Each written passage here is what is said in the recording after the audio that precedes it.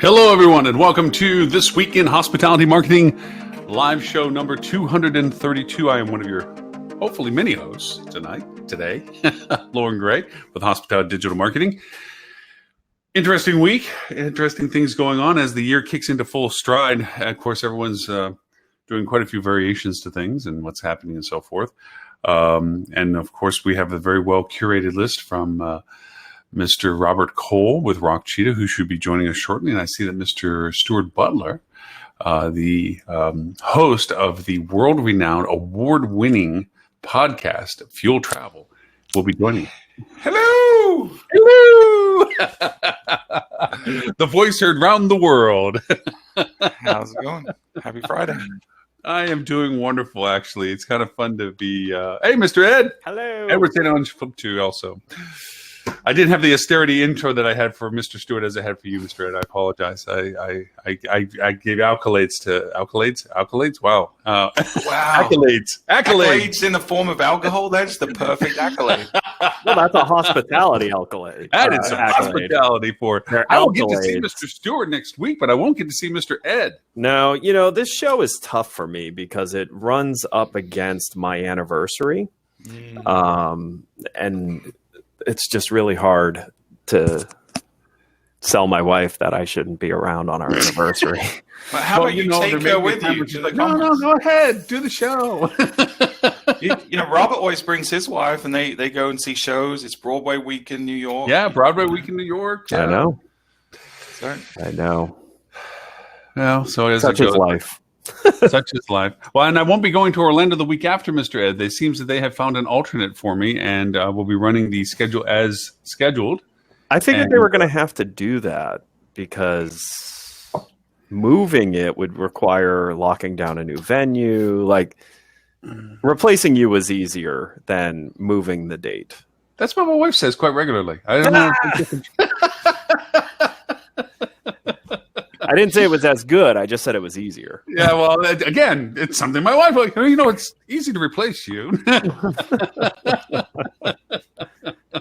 think Mr. Robert's going to be joining us. Well, he had an interesting list of things, a few irritating articles this week that he threw out there. That very bad allergies. Darlene saying hi. I really wanted to join you on screen today, but very bad allergies this AM. Lots of sneezing, etc. I'll be listening, though. Thank you, Darlene. We do miss you being on the show. We had quite an attrition list this week. Tim went from the Brady Bunch to the core group, it seems. Yeah. Mr. Robert, hello, sir. Interesting back venue. Wow, Robert, where are you? Yeah. Oh, no audio. Can't hear you, buddy. Can't hear you. No. Evidently, he's using technology as old as the curtains behind him. Not as old as the man in front of them. Wow. Mr. Robert, no, still can't hear you. There is no audio from Mr. Robert. He gave up. I think that was. I'll be right back. I'll be right back. Yeah, no, we'll see Mr. Robert next week as well. We got to plan our evil Wednesday evening. I mean, Robert's got some obligatory stuff at the early part of the evening, but we got to go out and. Well, I have the HSMAI Marketing Advisory Board thing on the Wednesday, but important. Yeah. Hey, they're doing some good work. And hey, Lily, how are you? Really? Monday night, Lauren, maybe if you're in town. Okay. We'll have to. Lily, will you be in New York City next week with us? I will. I'm so excited. Excellent. Well, we'll have to. We're making evil, decadent plans for the city. One of these evenings, whether it be Monday or a late Wednesday. I'm sure Stuart, by the time he rolls out of the marketing soiree, will be primed and ready to go. Yeah, totally. Yeah. I do want to make sure we hit some of the topics that are in the agenda for the conference next week, because I think people need to understand how good it is, even if it's a little late in the game to try to think you're going to try to fly all the way to New York. We're still getting, so yes, as of yesterday, we were getting one new sign up every working hour during the day yesterday. So right now there's I think at the start of yesterday there was 330 something attendees signed up for the conference part, and then when we had our marketing advisory board call later that day, it'd gone up like 15 or something like that. So there's a lot of people still coming in, and we're ahead of pace of last year. And all of these people complain that travelers wait to the very last minute these days to book. I hope not procrastinating wasn't on anybody's New Year's resolution list. Right. Indeed, yeah. But no, there should be over. I mean, there'll be over 350. I think last year was 360 something attendees. I think we're going to be ahead of that this year. So it's nice. Be packed out. Yeah, that's wonderful. Yep.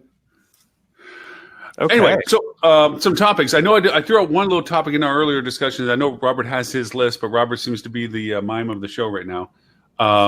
So what I was thinking was a little bit of a kind of an axe to grind or a box to stand on is, what grinds Loren's gears. Yeah, no, does it burn your buttons and get your goat? It burns my buttons, gets my goat, and just tweaks my shorts. I'm not touching that one. I made Ed spit coffee. But I think Lily could also appreciate this to a certain degree.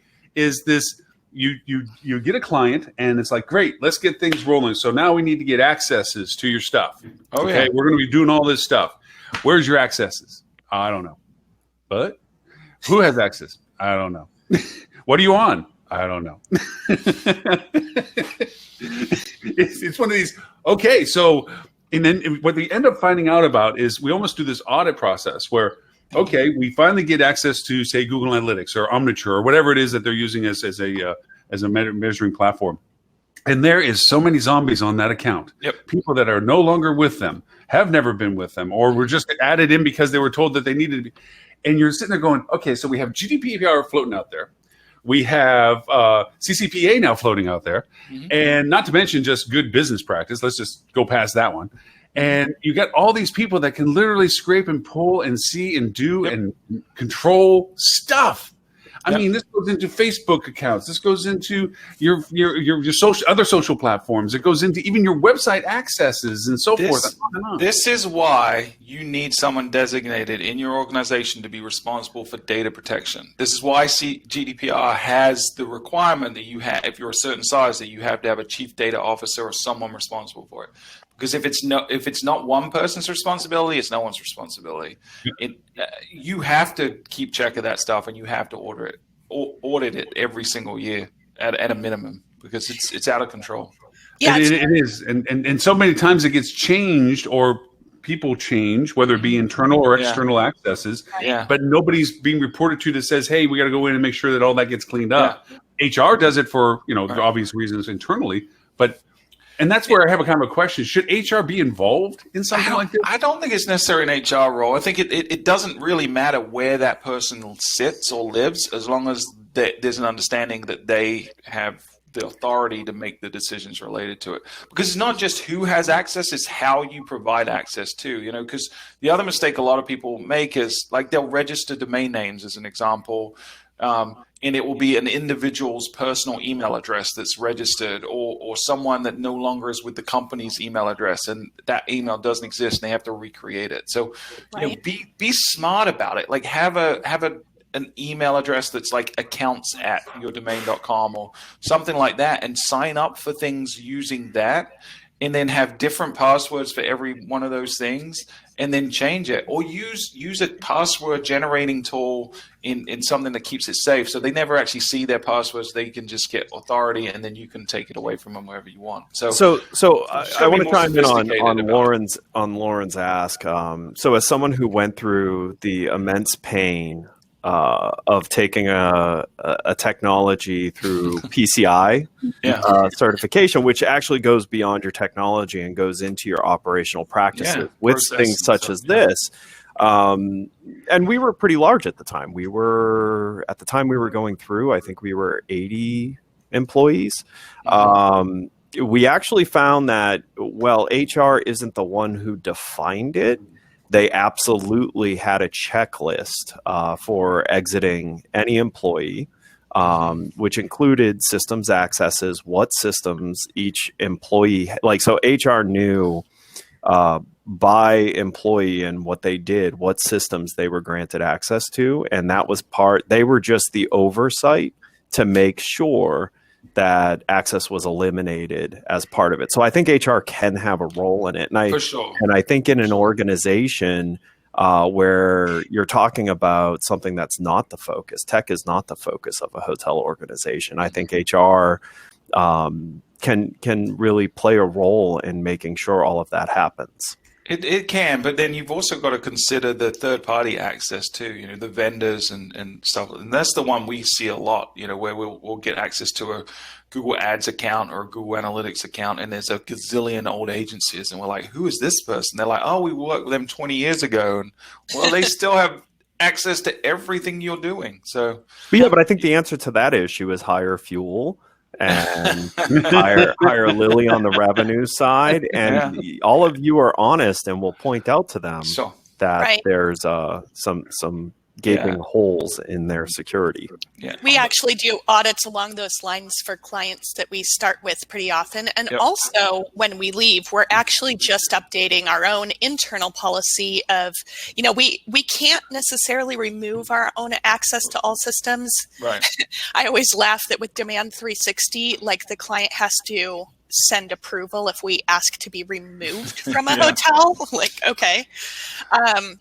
But we are updating it based on the new CCPA and even with GDPR, just so that we've kind of covered our bases. Like we've advised the client when our contract wraps up, like, hey, at this time you should remove our access. And we normally give it about 2 weeks because we've totally had projects wrap up. They thought they were set. And then a week later, they're like, just kidding, our person quit. Can you please re-engage really quickly?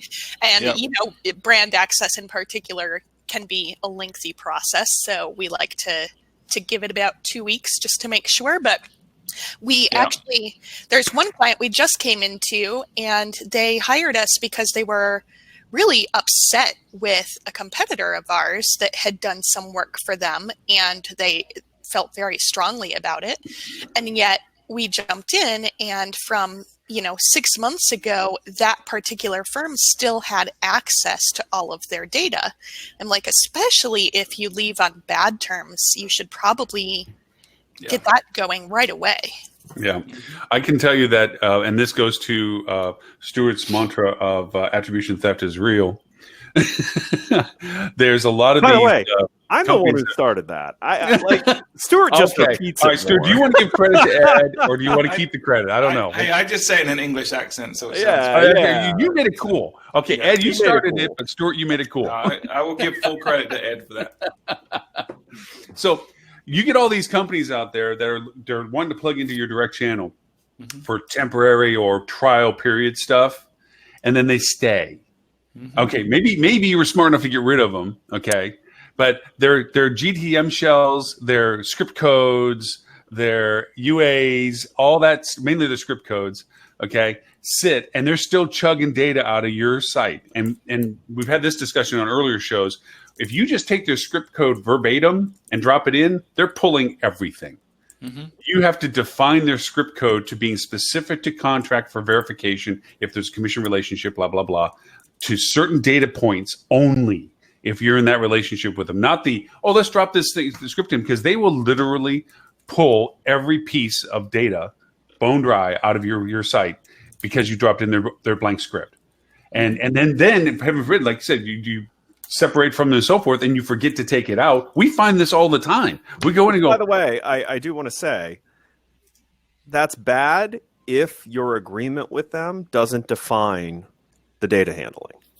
Okay. Well, because I mean, really. Well, if it doesn't, then you're not GDPR compliant because you correct. have to have that document. That's right. You probably have your OTA contracts open-ended anyway. So data processor, you need to have an agreement that locks down what they have access to. And how data is handled, and what happens to the data after the engagement's over. That should be in every agreement on what the process is, because if it's not, that's where you're actually really leaving yourself open. Because if you leave a script like that on your site and your agreement with that partner, ex-partner, didn't have any terms on after engagement data handling, they actually can do whatever they want with that data then, because you've given them permission. At that point. Right. That goes straight in the face of CCPA. Right. So before we focus on making sure you do everything that's hard, you could start with something that's easy, which is making sure that every integration that you're going to have with a partner has defined rules of engagement in the agreement, and that's the easiest way to cover your bases. Because then you can sue the partner if the partner does anything with the data afterwards. You actually have recourse. If you don't have that in your agreement, like, you actually are fully liable for anything that partner does and have zero recourse against them. Right. So the other tangible thing I would say. Go ahead. I'm sorry. Go. I was going to say the other tangible thing you should be doing, as just a simple exercise, is just start a document, like a spreadsheet, that just documents out every system that people have access to and who has access to it. But not their usernames and passwords. Don't put in the username and passwords. That would be foolish. But just have a checklist with contact information for the people so that you can reach out to them and whatnot. So just documenting it is a start. Understanding it, like Lily said, doing an audit on a frequent basis is probably a good idea. But it's every system. It's your analytics. It's your any kind of third-party ad console. It's your CMS. That's one that kills me all the time, when they've given people access to their content management system and then wondering why things are changing on their website. We had a situation where we were updating a website that we inherited from another agency, and they never took the other agency down, and we started noticing that things were changing, things were getting overwritten. We'd fix something and then it would revert back. And we found out the old agency still had access and was still making changes, even though they weren't being asked to. So it can happen. So just go through every system you have and just document. Do a sanity check. I think that's the important thing. Well, and this is the other important thing. This actually parallels a conversation I was having with a partner of ours. They're a pretty good sized hotel group that's making the move to a non-hotel core technology, which I was very excited for them for. However, what I quickly heard in their plan was they were going to farm out how this technology was going to be used by them to their very close partners to figure out for each of their silos, and not a single person that works for the company overseeing how all of that is orchestrated. And I strongly recommended to them that if they were going to make this very large investment, which was a very smart investment, to take control of their data layer and to take control of quite a few things that hotels struggle with, that they needed to hire someone who would be the oversight and the ultimate decider on what's done with this. Because, and I explained to them that if you don't do that, you're just going to end up with a bunch of silos, which is what you're trying to get rid of. Even though their partners are all great, I really like all of their partners. We're one of them, obviously. I was explaining to this person, like, this is a full-time job now. Like, if you're going to make this commitment, this is a new full-time job for someone. And it should be someone who's not just a really amazing project manager. There's going to be someone who's going to need to make hard decisions. Lily, you were saying? Yeah, I think just, across the board, it's really important to be on top of all of these integrations too. Like, for example, in our agreements, oh, hi, Robert. In our agreements with our customers, now I can't hear anything. We can hear you. Oh, we can hear you. We can hear you. Can you hear me? Yeah. Yeah, we can hear you. Okay.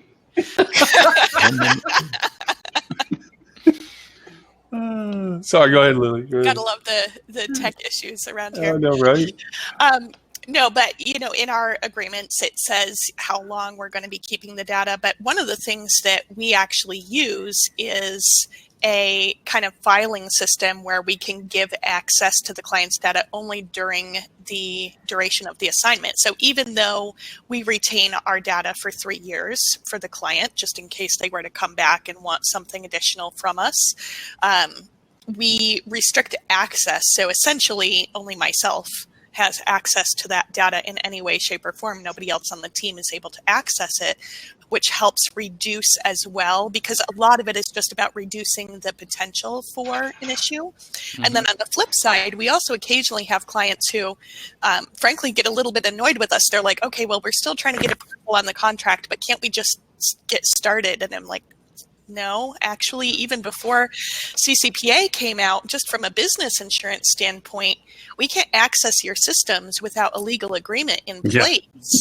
stating like what we're going to be accessing and what you should not be giving us access to.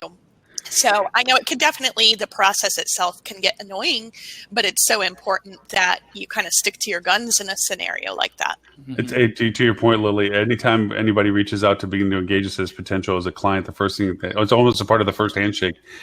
Do you want me to send the NDA or do you want to send your NDA to us for approval? I mean, just an initial, so that we can have an open dialogue, and then from there, contractually, to your point, before we get access to what you're talking about, we need to be signed up as responsible as under contract with you, kind of thing. So yeah, it's very true that those paperwork have to be in place. Speaking of which, we're talking about contracts and so forth. Ed, you gave me a vicious idea.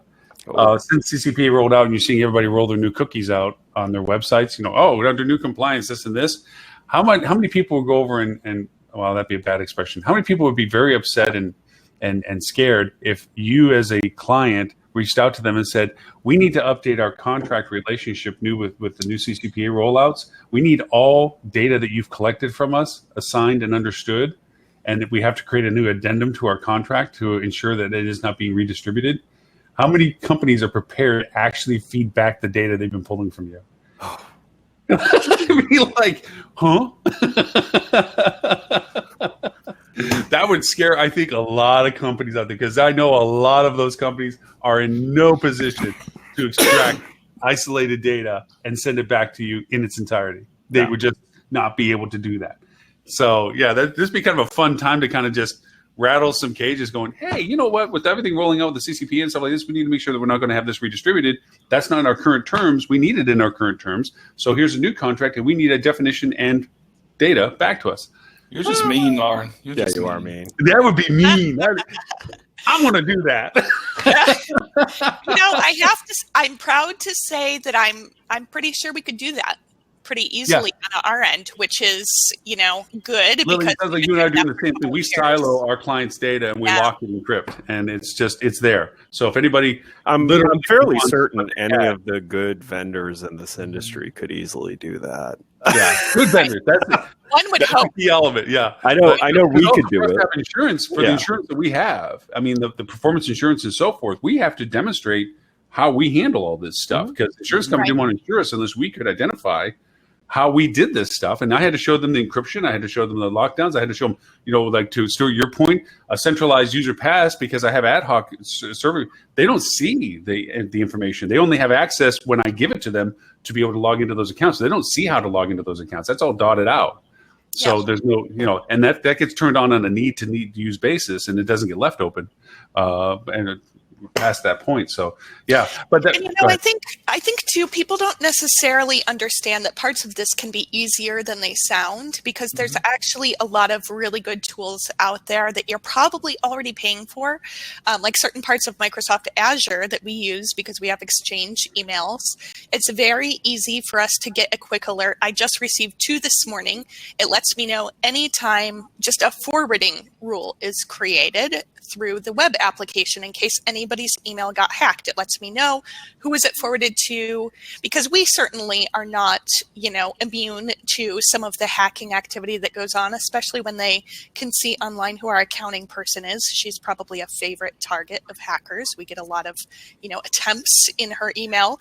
But we're very cognizant of that and able to avoid having any of those breaches really take place because of the measures that we've set up with alerts and with regular reviews. And I think that, with a little bit of effort to understand systems like that people are already paying for, it sounds really impossible and daunting, but it's actually easier than I think people realize. You know what would be really fun for you guys to do next week?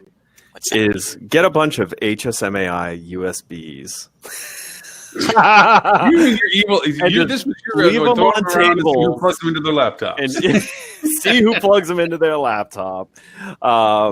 Maybe put the Jurassic Park famous hack scene. No, I would put Ed's face without a dancing little jib jab. There you go. You've been hacked. You've been hacked.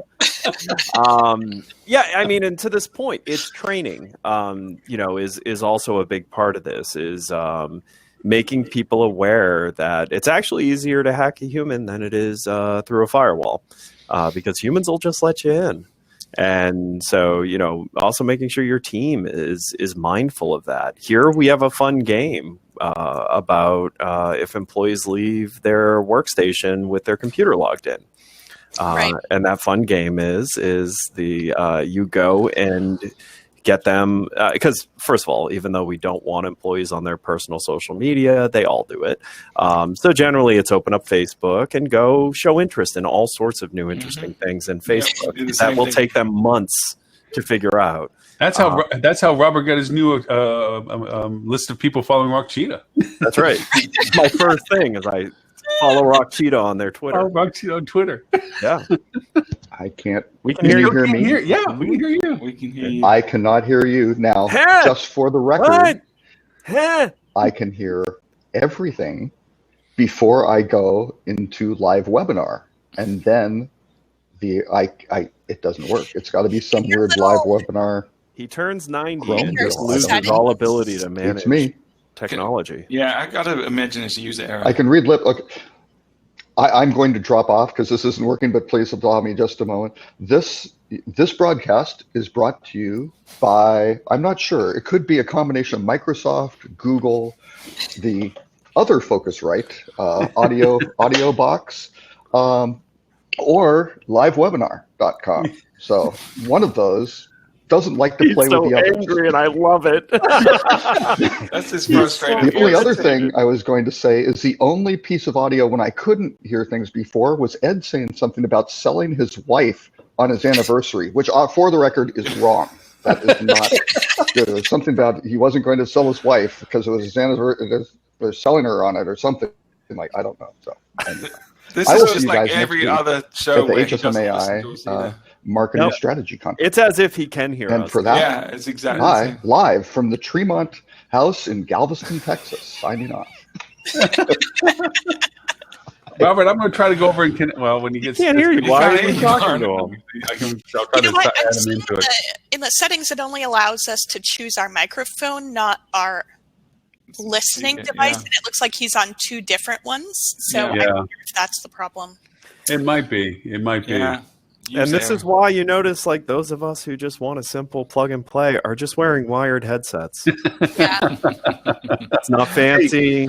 There is one article that They do ties to a work. little bit of our conversation. We talk about contracts and the evilness that I just mentioned, but also, you're talking about the exiting contracts and making sure that people get audited off of accesses and what have you. But that also lends itself to one of the articles that Robert put out there about the OTAs, where they were talking about the reliance factor on OTAs, which goes back to one of our earliest conversations, is if you're not negotiating your relationship with your OTA to be closing some of those open loophole doors of what they can offer rates to, you're going to continue to have the issue that article, I'll put it up in the link here real quick, that it represents of this dependency on OTAs based also on the fact of the leakage of rate that keeps going out to the debacle. They're publicly traded companies. They're going to do whatever you allow them to do. So if you are allowing them openness in what they do with their rates, they're going to do everything they can to sell those.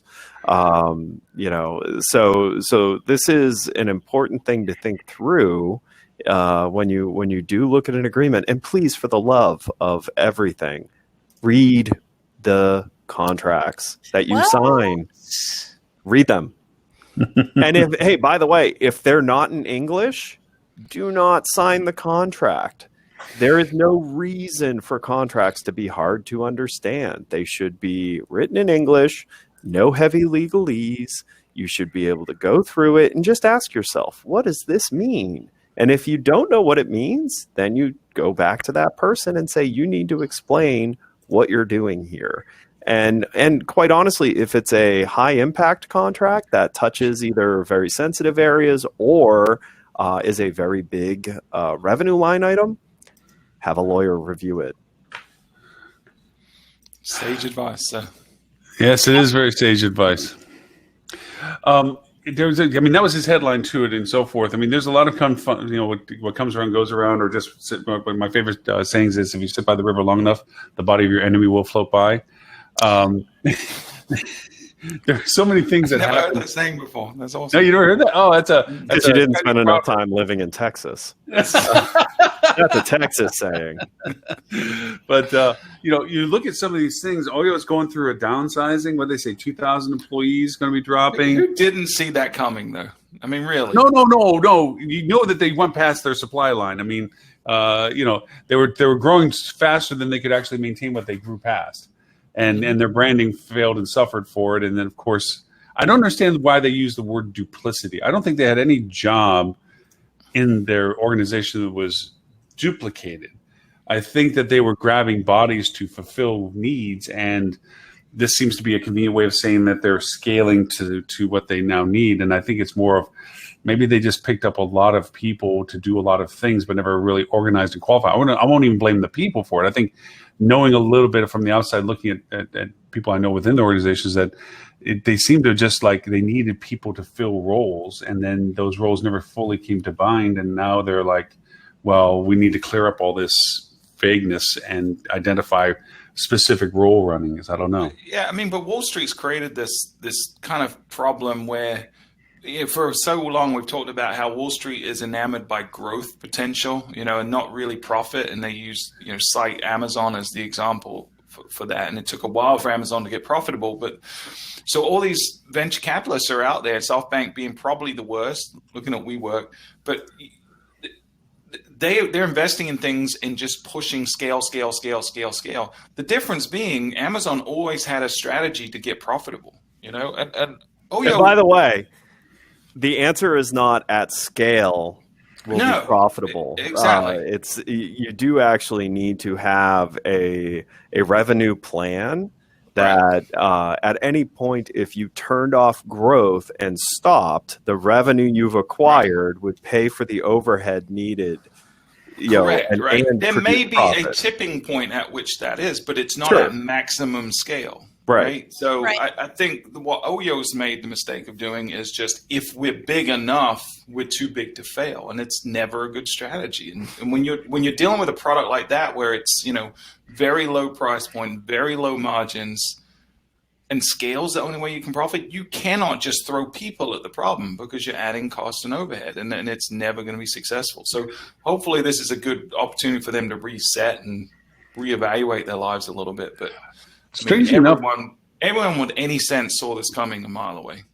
Strangely enough, I equated a little bit to what I used to call the Disney mentality of marketing, which was, if you don't like my price, get out of line. There's people behind you. So eventually, there's not any more people in line.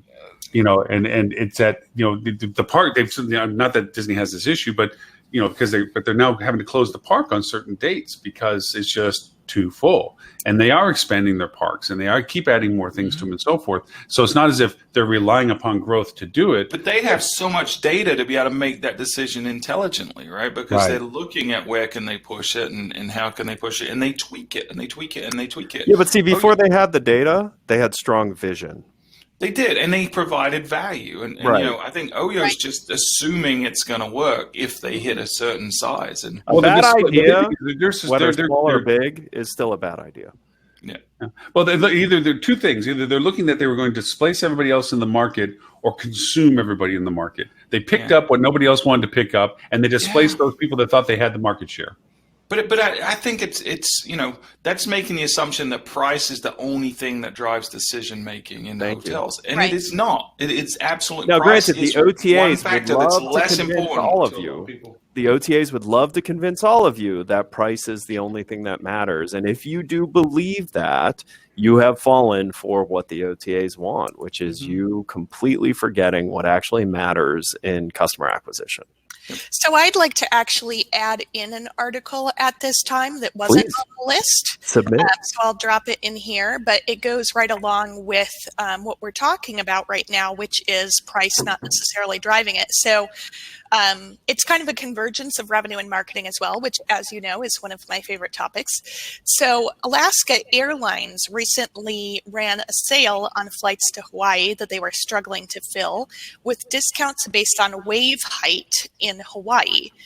And then they followed that up with a Alaskan fare sale to Alaska with discounts based on the visibility of the northern lights. And kind of what the article points out is that it was not discounting for the sake of discounts, because they could have probably made the flights to Alaska free, and in January probably still would have struggled to fill those planes, because frankly, I don't want to go to Alaska in January.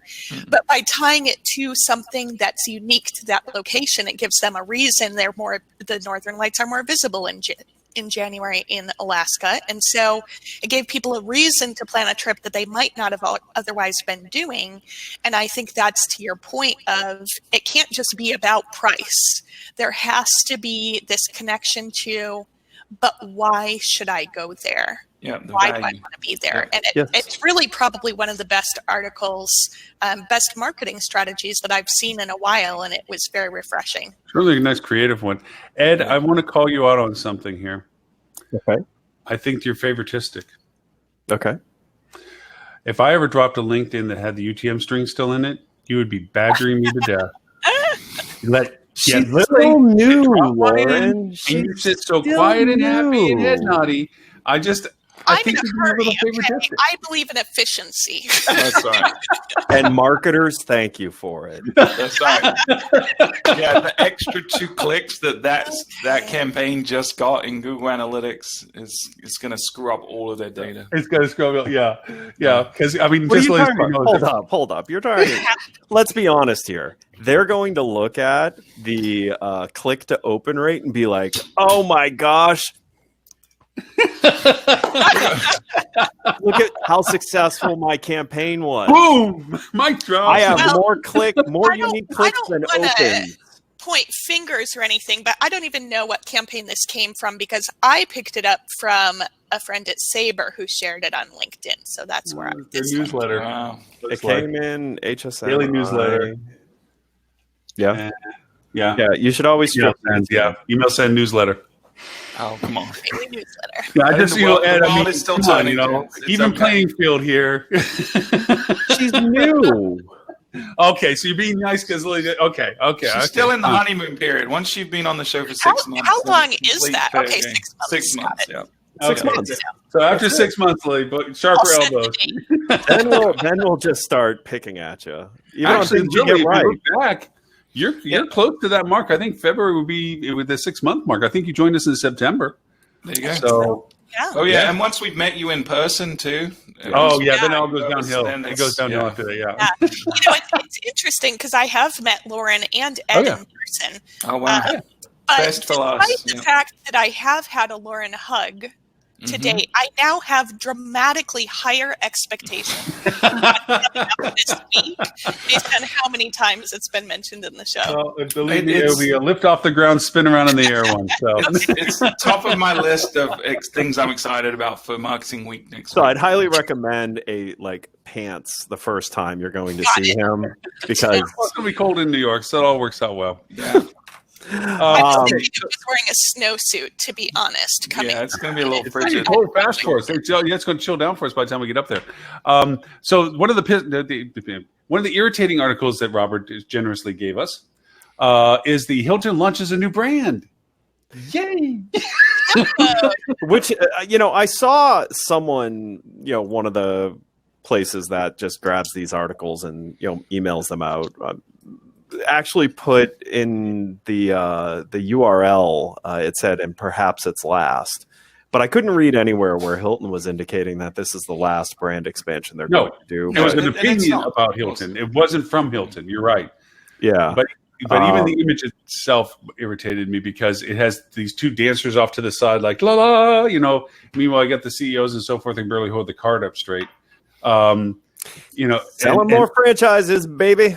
That's Yeah, all that and I'm is. sitting here going, and I'm sorry, I have this opinion about this. Is just one more thing to poach business from, because this ambiguity of brand identity, What are you talking about, guys? You're such cynics. I mean, there's a clear value proposition differentiator with this brand. Yes, it is. They're going after left-handed people that want, left-handed people with one green and one blue eye. That's exactly who this brand is for. Very specific with their demographic. It's personalization is the future. That's True. right. Which was a shock to me personally. Yeah. Yes. So they do say that lifestyle is a word that's kind of overused, but I'm wondering if it's just a brand that's overused. Yeah. What's interesting comments out. And, if they can make it super authentic, it may take off. But I wonder sometimes, like I see them adding. Sometimes I wonder if replace is the right way to go. Like maybe some brands. No, because then you have to shrink room count. And Wall Street will not have that. And the people that own growth potential, you're replacing them.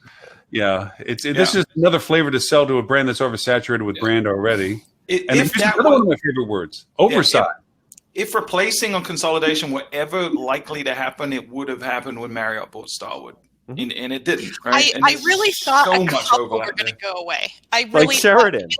Sheraton I thought could be absorbed into Marriott. They could all just become Marriotts and nobody would really care. The 4 Points could have probably gone away, to be honest. That's the brand that struggled on and on. What do they do instead? They do a new logo for Sheraton and put the year established in it, and they doubled down on its heritage. So. Yeah, but I think Robert did the best convincing argument of why. It's like, one, the people that would be upset about them being reflagged as Marriotts would be people that already own Marriotts in there, would be waiving their franchise, contract around, going, sorry, that's my market, not yours.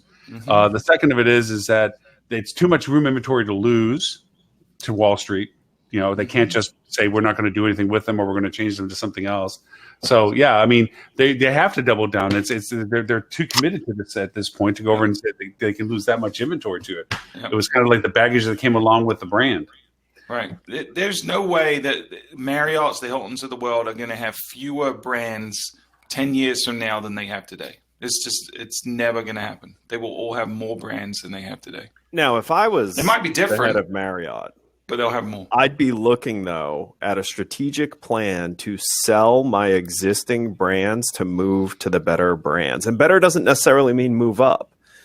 So if you've got some really great location courtyards, for example, that are like just in fantastic locations, and you want to differentiate them and maybe, try and move to a different brand, I would look at a loft for some of them that are, because I think a loft if there's not already an loft in that city, right? Which there isn't. A loft is not a big brand. Right. So, so I think there needs to be some thoughtfulness in mobility. Like, how do I take a 4 Points owner and maybe convince them to change to a loft on their next remodel cycle?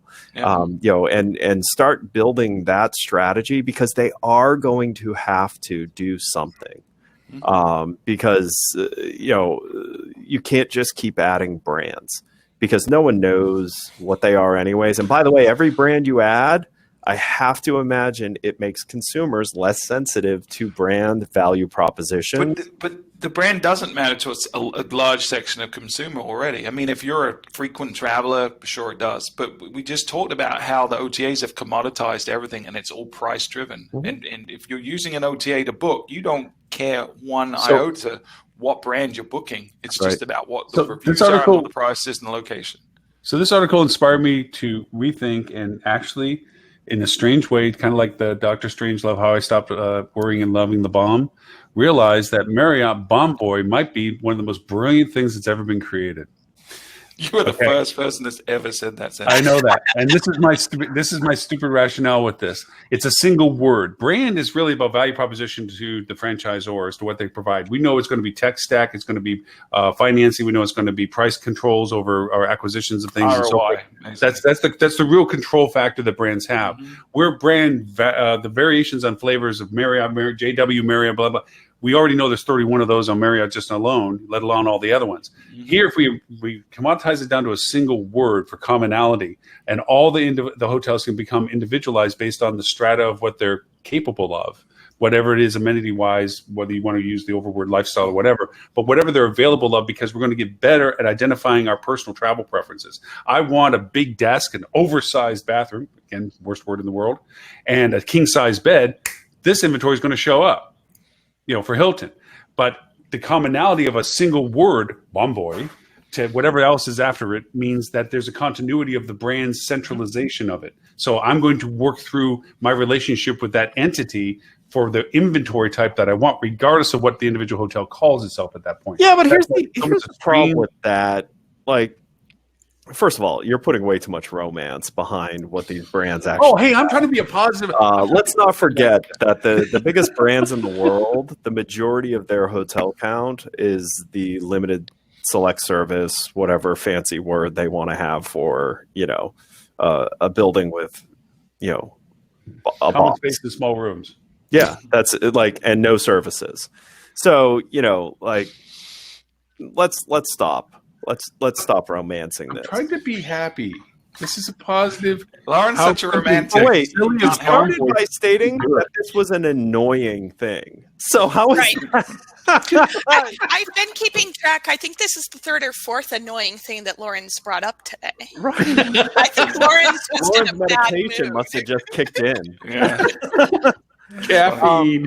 I mean, let's call it what it is. Let's not be insulting. This is a franchise business finding further loophole to be able to sell more in a market than they contractually were allowed to by their legacy agreements. Yeah, because 90 hotels in New York is not enough. In New York City is not enough. Oh gosh, no. They need to hit 100. So and this is the way problem. To do that is to add more. This is the problem of when companies like Marriott and companies like Hilton go public. Mm-hmm. Because they have to play the game that Wall Street wants to play, and all Wall Street cares about is growth. Well, and let's look at it from the other perspective. If you were sitting as an executive at Marriott, you'd be doing the exact same thing. There's not one. I mean, we can sit here and they have one lever to pull. We could pretend that we're holier than thou, and we can talk about this utopian society where we're consolidating brands. But not one of us would do that if we were in the hot seat. Every one of us would be doing this exact same thing because it's what's best for their business. Yep. So, but it is good not. job, Marriott. It's not good for hotel owners. Like, let's not kid this. Like, Hilton having yet another brand means in their super saturated markets, they're going to build that brand, and that's yet another that's being allowed in. To the, right. It's not good for some hotel owners, right? If you're a real estate investment company, it's probably gonna at some point affect the potential return on whatever your investment has been in the past. It certainly doesn't increase the value. Mm-hmm. But if you're in the hospitality business, this doesn't really affect you that much because your success is not going to be dependent on how many brands and flags are around you. It's going to be what kind of experience your guest gets when they come and stay with your hotel, and how good a job you're doing at marketing to new guests. And this doesn't matter. So none of my clients care that there's another Hilton brand, not one of them, because they're doing a good job being hospitable to their guests.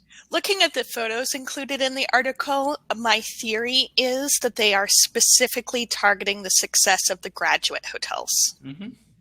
I would say, yeah. I think that's the chain that Tempo is inspired by and intending to compete with. Yet, they somehow have boiled out all originality from it. I mean, because even graduate hotels, each one is different because it's heavily themed to the school of the town it's in.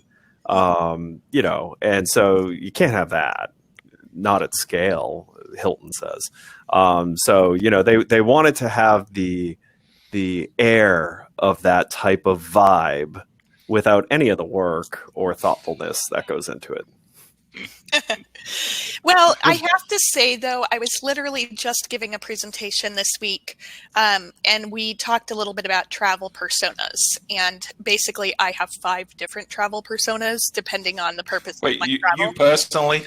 I personally have 5 different travel personas because if I am going somewhere to meet up with my family, I'm probably an Airbnb guest. We want a shared meeting area. We want the kitchen to keep costs down, but we all want our own private bedrooms.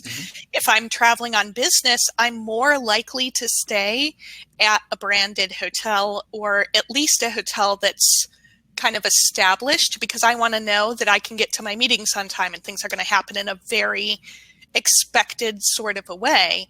So there's obviously more behind that, but it doesn't really matter what my personal ones are. The point is that Hilton may be tapping into a specific travel persona who maybe doesn't care about creativity, or they see all of that as fluff. There's certainly the traveler out there who wants the authentic experience. Hampton Inn. Right.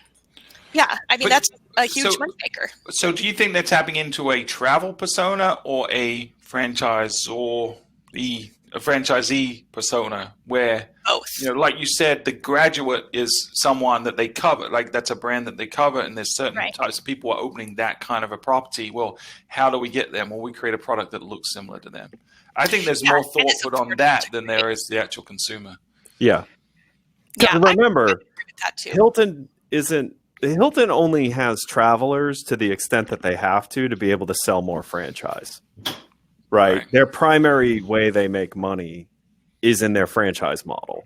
Sure. So their primary focus is getting more franchises sold, and that is who they are psychologically That's their spending their customer. efforts on. Their Sure. customer is not the traveler. The traveler is a product offering to them, and Right. they have as many of them as they need to have to be able to sell more franchises.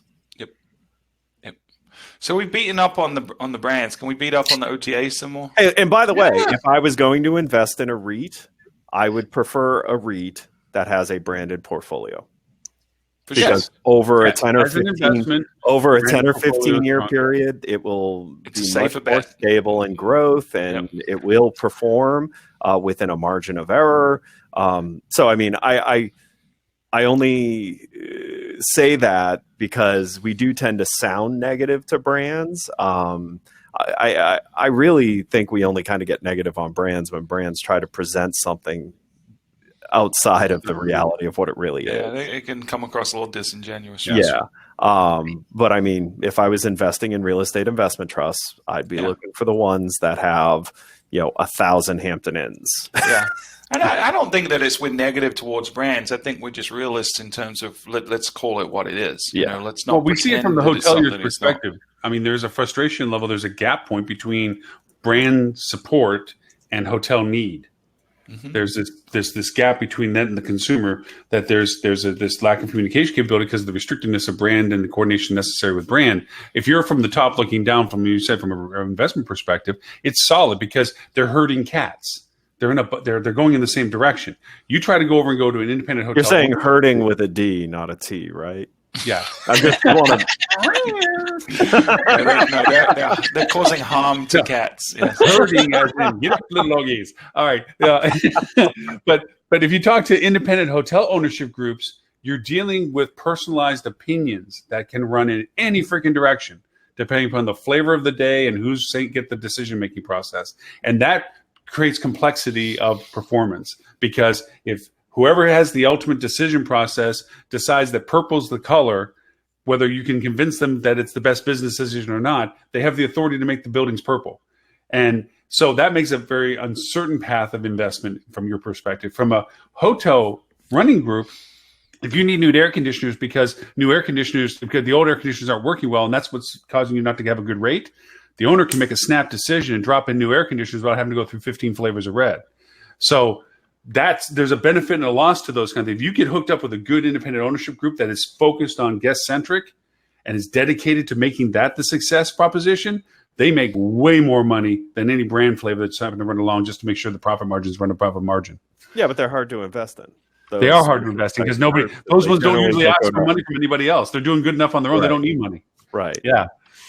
So just a little shameless plug here. For anybody who wants to know what their profitability looks like, we are in the process of relaunching our profitability study at ThinkUp Enterprises. So if you want to know your profitability by channel as compared to other hotels in the market, hit us up.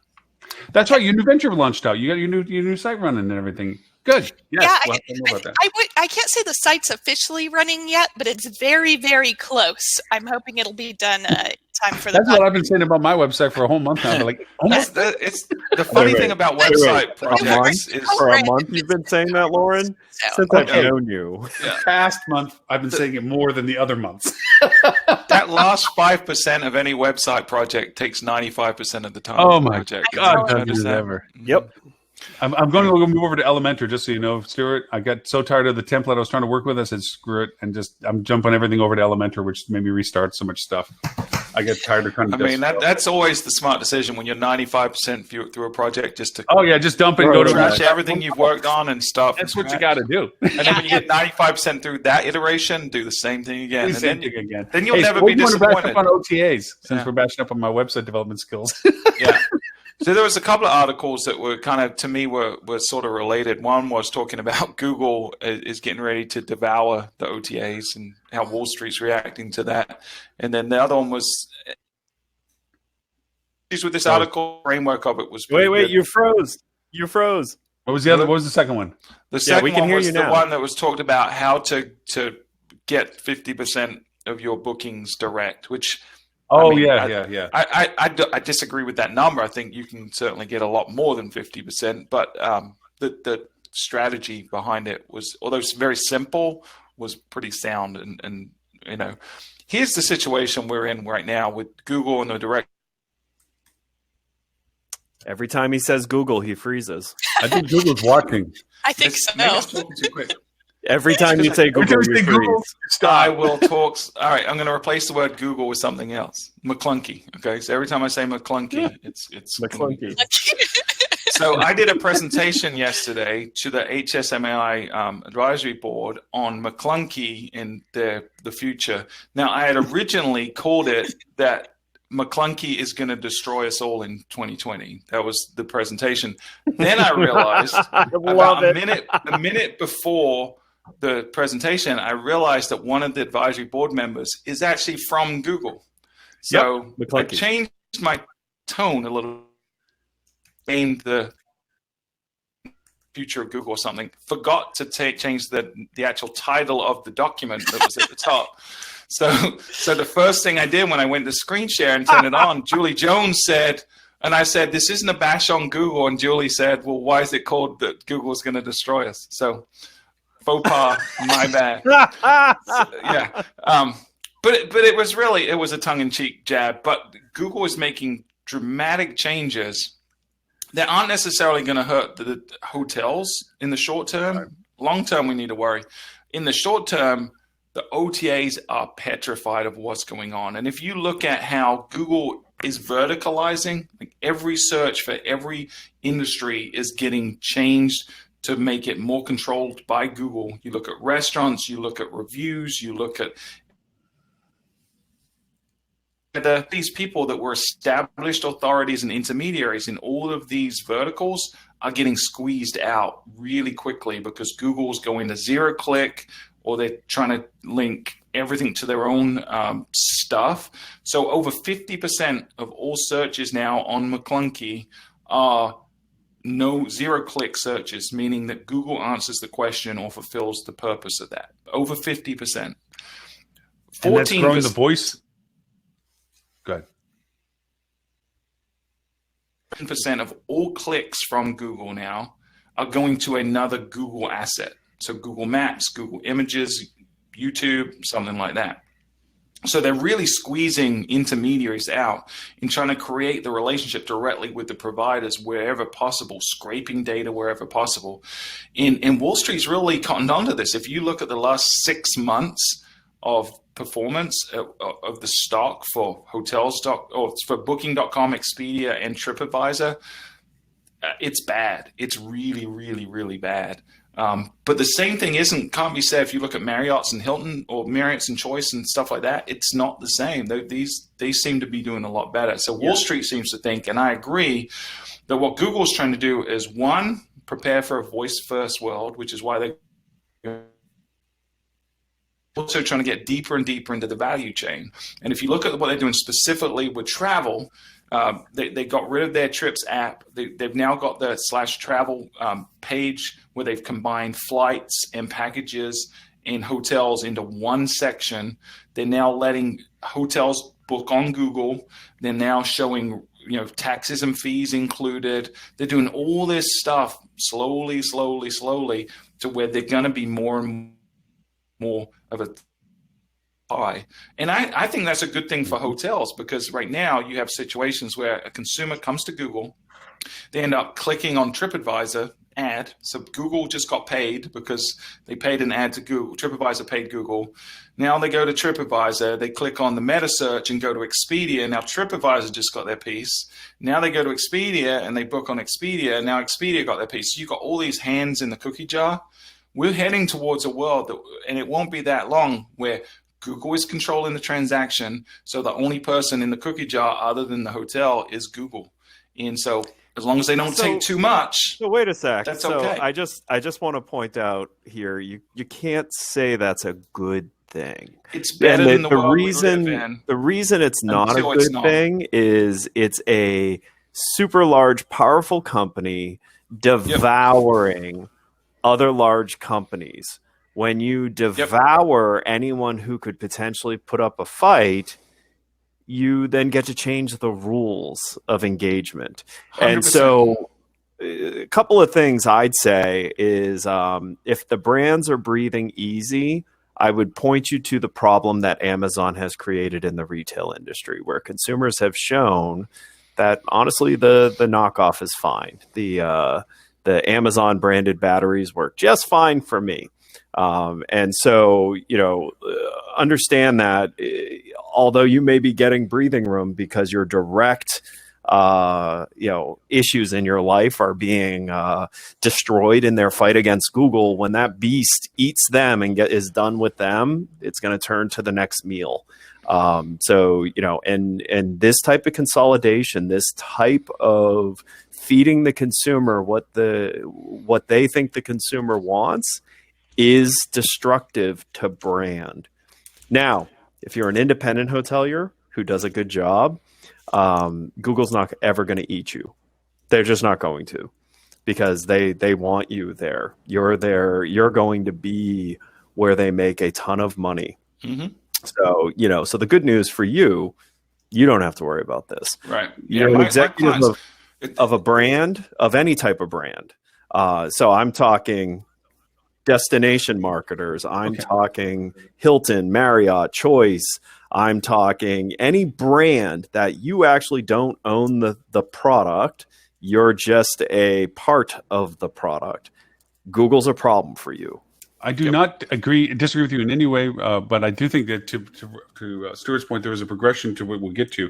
Once Google learns how to monetize its exclusivity to us as the commodity, then we're in that problem situation. Up to this point, I'm going through kind of a parabolic of timeline. One of the things that we could never fight with Expedia and Hotels.com and so forth was their networking, their lattice work that gave them their predominance in SERP results, because they were so connected with so many points of contact of content that Google had to rise them up. The TripAdvisors, all of them, beyond even what we are. Even if you were looking for us as an individual hotel, then you were still below all those other people. Now with BERT and what's changed, and with Schema and with Google Zero and everything else, is the depth of data and your ability to identify with your core data is what gives you relevance now, which puts you ahead of them, because their data was a thin shell around everything. It was connected to everything else, but it wasn't down deep. It was about, but it wasn't for. And now the whole strategy is different. To your point, Stuart, my whole SEO strategy is more about getting as many Google Zeros as I can. How many things can I show up for contextually about my content that makes me the relevant answer to those questions? Because voice is up, as you said, to 20%, 14% of everything's going to Google now from Google. We get to ride that river on. It's the Google River. So, Loren, how many of your clients are brands? I'd say at this point, probably about 50%. Oh, sorry. Okay. No, Loren, how many of your clients are brands? I got 3. 3. Okay. So let me ask you a question. Are any of those 3 brands that restrict you from having your own site and create your own content? Of course. Okay. And Yeah. you don't see this as becoming a problem for those specific Oh, hotels? it will in time. Absolutely. I'm like I said, I'm totally agreeing with you. Yeah. Because right now Marriott's still going to show for Marriott, Hilton's still going to show for Hilton, and Hilton in XYZ town is still going to show for Hilton XYZ town. Yes, right now they're going to show for themselves. But over I time, agree they're going to have to pay more to show up. Yeah. In different slots. In different Right. slots. And don't forget, Google's going to also start merchandising and going, I know you Absolutely. asked for That's when the Marriott problem and starts San creating Jose, but we know you've never been to San Jose before. Here's the San Jose Inn and Suites, which is, the highest recommended by Googlers everywhere. Right. As soon as they can start monetizing whom they say has the most relevance to the search, Right. that's when we're in trouble. Because then at that point, we're all. What do you think they're heading towards? But Right. I do think couple points on this topic. Number one, if they go too far with that, I do think that the consumers are going to push back to some degree and either start looking for different sources of truth or something else if they can see through it. Depends how well they do it, because people want genuine, like that's why reviews are a thing. That's why TripAdvisor has taken off. They want to know that they're getting unbiased recommendations, unless it's a recommendation that really suits them. Like they know that because they bought, I don't know, high heels, they like Sheraton's or some weird psychological correlation that they managed to make. So I think that's one thing. But then also going back to both Loren and Ed's points, I think the relevant content searching, excuse me, I think it just kind of gives the independents a level playing field with the brands, because the brands are going to do okay as the brands to some degree. I mean, when I did my conversion earlier this month from Kimpton to independent, there was a measurable impact with no change to the hotel name other than dropping the word Kimpton. There was a measurable change in the volume being booked, even with all channels connected in what was honestly one of the fastest connection turnarounds I've ever seen. I can't blame that all on me. There was a lot of people involved with this. But so I think that with the independents, they need to focus on this more, which is another thing that came up in my presentation this week. It was fun. It was the 7 deadly assessment findings that I spoke about this week. And just engaging in that local content, because people have to have a reason to visit your site. And I guarantee they're not just searching the name of your hotel. And if you just work with, hotels in, we'll use San Diego as an example, the amount of clutter there, even if you have really good placement, unless you're the first 1 or 2 or have a price or an offer that really stands out, you're really swimming in a crowded pool. So kind of like a blue ocean strategy move, if you focus on content of local things around you and give them a reason that they want to be there, then you're more likely to compete in that market than just, people who are searching for hotels. Look for people who are searching for the museum. Look for people who are searching for, the local whatever. Yeah. So Loren, question for you. So this is part of what we're doing now and having a lot of success with, because we the same went for a lot of the 0-click opportunities. If we saw one existed and we were ranking in the first page, we figured out how we could get it, and we've gotten a lot of them. But when we analyze the traffic we get from it, because even though you're the answer box, it doesn't mean you don't get traffic from it. We're making sure the answer nudges people towards us, that there's content in there that encourages booking some ways.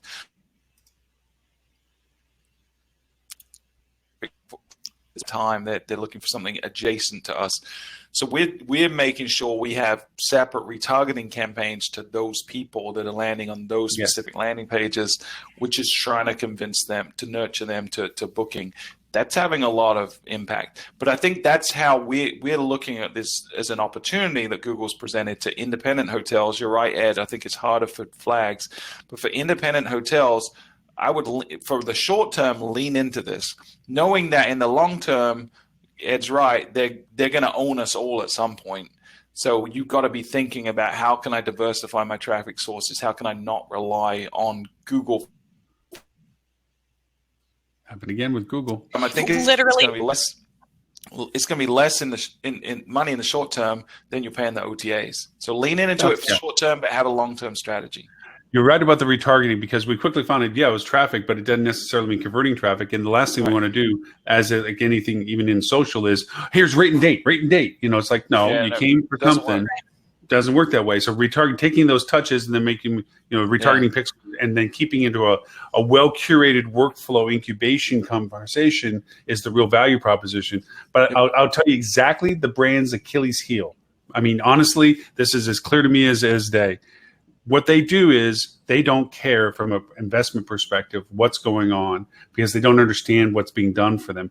They go out to third parties or even internally brand service oriented, and they go for their top 5 or 10 keywords, which are usually brand related, brand named. To your point, Lily, not everybody's looking for the XYZ hotel in San Diego. They're looking for closest to the Museum X or whatever it is. And so they're focused on it. They feel, check the box, I'm doing my SEO correctly. Okay. So what's going to happen is they're first going to be allocated that they're going to show up because of deference that they do have the proximity. Google knows these things. They have Latin lounges and everything else.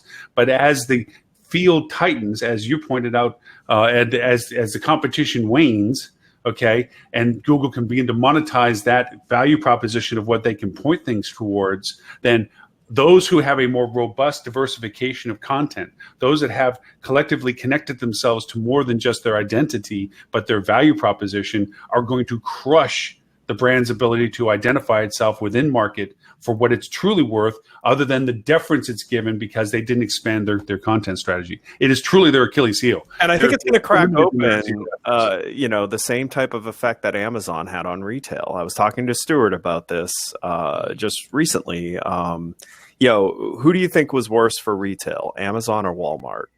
Walmart. And I was putting in front of them. And it's exactly it. Walmart, because Walmart kills small business.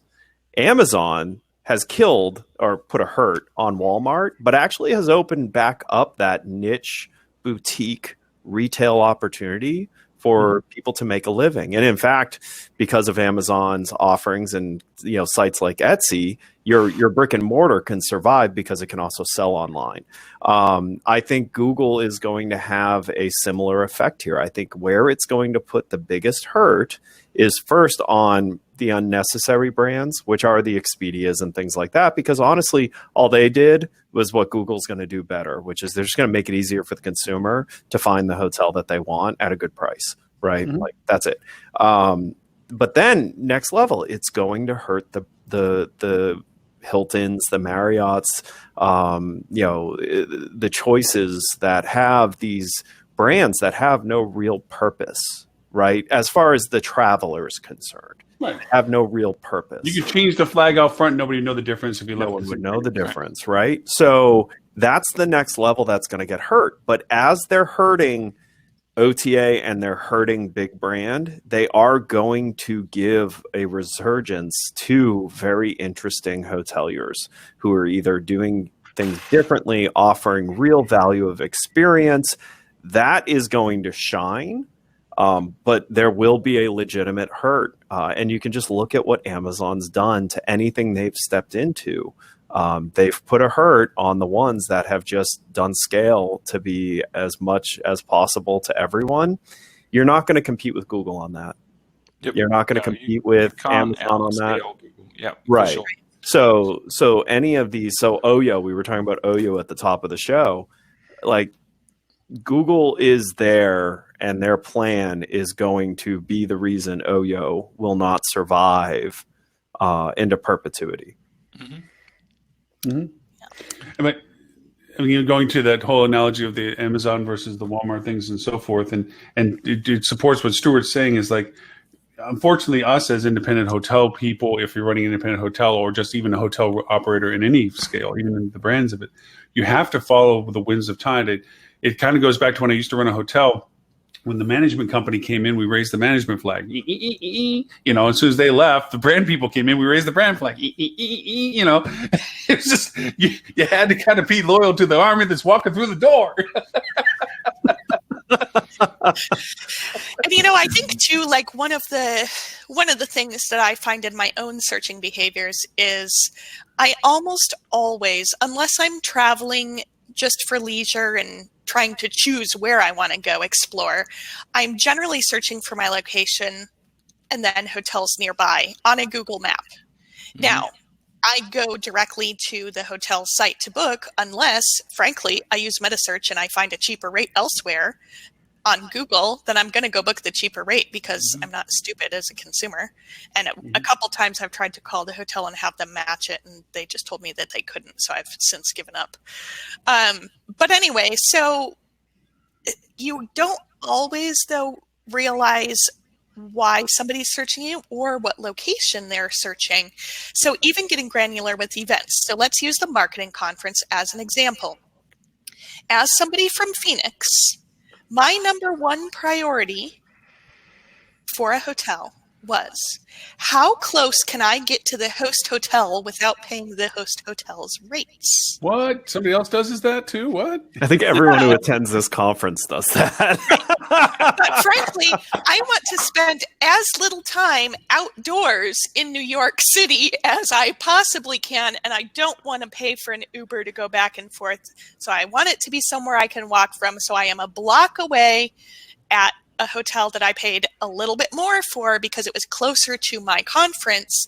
And I think sometimes we don't really think about switching up our SEO. You know, we've talked about location-based content marketing at the moment based on fixed points, right? But do people ever think about, like, what is your proximity to an event? Because I guarantee you people book outside blocks all the time. It's not just this conference, it's every conference, because for some odd reason the group rate always seems to be like the highest in the city for the time period. But I think that it's really important that you're paying attention to some of those things as people are starting to invest more in marketing, going beyond just the fixed points and incorporating some of that into their content marketing. By the way, the answer to your question is the Row. That is where I'm staying. Ding, ding, ding. Yep. It is the cheapest, closest, acceptable hotel. Exactly. Exactly. So you don't need Google. You just call Ed and he'll tell you. He'll tell you. Or Robert. Robert's pretty good with it. I'm staying at Townhouse Suites. It's right around the corner. Yeah. I got 92 a night, so I got 6. So I mean, and you're talking about niche opportunities, and that is absolutely a niche opportunity. And I even wonder. I mean, granted, this is a hospitality event, so there's a high likelihood that those hotels understand why they're busy.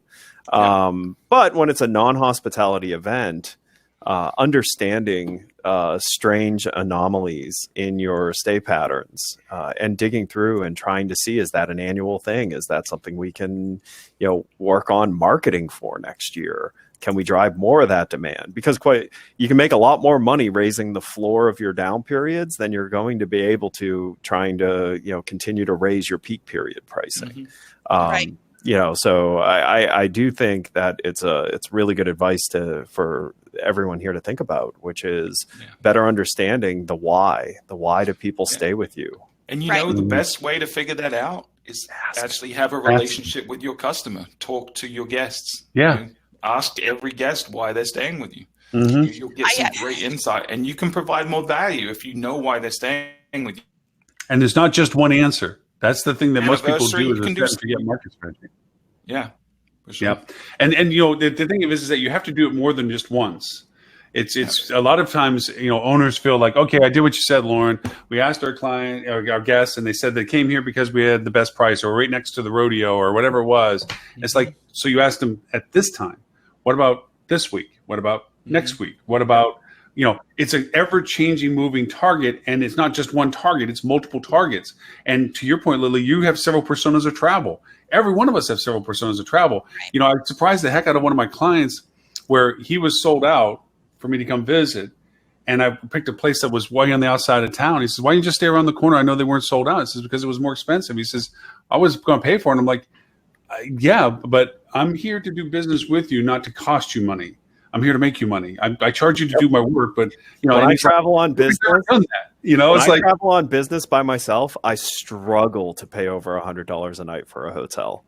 Just like we're all going on our own dime up to New York. If I have my wife and kids with me, I rarely am under $400 a night. Rarely. It just never seems to, and I don't have a problem with it. Yeah. If I answered one survey and said, why did I travel? I was traveling for business. What would be your rate resistance? Oh, $100. That would be your answer. Yet if they caught you when you're traveling with your family, I'm traveling with family. What's your rate resistance? $400. And you would take that as Bible and go, oh, from now on, we're only going to do $400 rates for that. And it's like, you're missing the point. The point is that there's a variety of reasons. To us, our proximity to the marquee for the conference is the reason why we're looking at hotels in that radiant. Right. If I was just looking that I had to be in New York, but it had to be somewhere else, if I couldn't be close enough for rate, I'd go wherever I had to go, if it was my own dime or client dime or whatever, to go over and stay just to be in the market, to ride the train to get to whatever I had to get to. So that moving target thing is a whole part of the market strategy, because that goes into the Google zero-click stuff. If I walked to the Javits Center, yet I was over by Koreatown last time I was in New York. That's a 7 or 8 block walk. Wow. But to me, it was more fun to go over and walk do that. It was cheap. It was, it was good enough to be there. So those are the things that are always something that has to change when we do the marketing aspect. Speaking of OTAs, since we're wanting to bash them a little bit, Hipmunk, Meta died. I'm sorry. There is one thing, and it's probably the wrong focus, honestly, but one thing stood out to me about this article, which was the photo of the founders. If this were a political article, these guys there'd be a picture of them going, it's always like this distressed look that they caught candidly at some time. These guys look super happy to be turned down to rebuy their own company. I'm sorry, but Chad and Todd seem really happy, right? I mean, that's got to be a Chad and a Todd. That's By the way, I have to make the comment that my wife always says when we see these people like this: what are they, 12? They look so young. I mean, I don't know if it's an old picture, but my God. Can we go back to Darlene's question really quickly? Because I think this is a great question. Darlene's asking how we target market based on persona. So I think persona and trip type, to your point, Darlene, are very interrelated, in my opinion.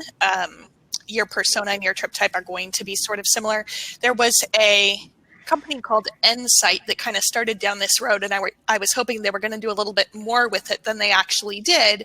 But you've got essentially your business traveler, your family traveler, your romantic traveler. So a lot of it is related to the type of trip and whether or not they want to spend more on a leisure trip like Ed or me, for example, or if they just want something really basic. If I need to get to the airport early in the morning, my trip persona is, what is the cheapest hotel that I can book that has an airport shuttle, because I'm going to be there for 10 hours.